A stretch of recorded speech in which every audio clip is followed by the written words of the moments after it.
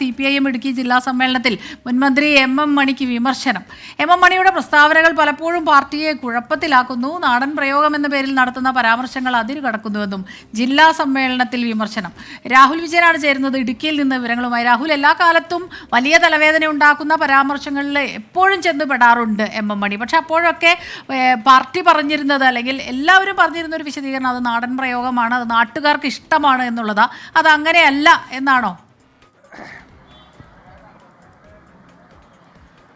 സ്മിത സൂചിപ്പിച്ച പോലെ തന്നെ MM മണിയുടെ പല പ്രയോഗങ്ങളും ആളുകൾക്ക് വലിയ തരത്തിലുള്ള ബുദ്ധിമുട്ടുണ്ടാക്കിയിട്ടുണ്ട്, അല്ലെങ്കിൽ അത് കേൾക്കുന്നവർക്ക് അത്ര സുഖകരമായിട്ടുള്ള രീതിയിലായിരുന്നില്ല.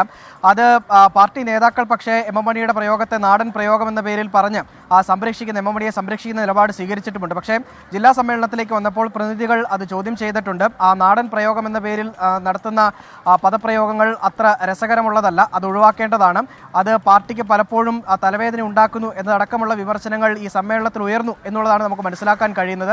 ഏറ്റവും ഒടുവിൽ ഈ സാബു തോമസ്, കട്ടപ്പനയിൽ ആത്മഹത്യ ചെയ്ത നിക്ഷേപകൻ സാബു തോമസിന്റെ മരണവുമായി ബന്ധപ്പെട്ട് നടത്തിയ പരാമർശമുണ്ട്. അതിനു മുമ്പ് ഗവർണർക്കെതിരെ നടത്തിയ പരാമർശമുണ്ട്. ഇതെല്ലാം വലിയ തരത്തിൽ ചർച്ചയാവുകയും വാർത്തയാവുകയും ചെയ്തതാണ്. ഈ വിഷയത്തിലാണ് ഇപ്പോൾ എന്തായാലും ഈ ജില്ലാ സമ്മേളനത്തിൽ MM മണിക്കെതിരെ ഒരു വിമർശനമായി പ്രതിനിധികൾ ഉന്നയിക്കുകയും ചെയ്തിരിക്കുന്നത്.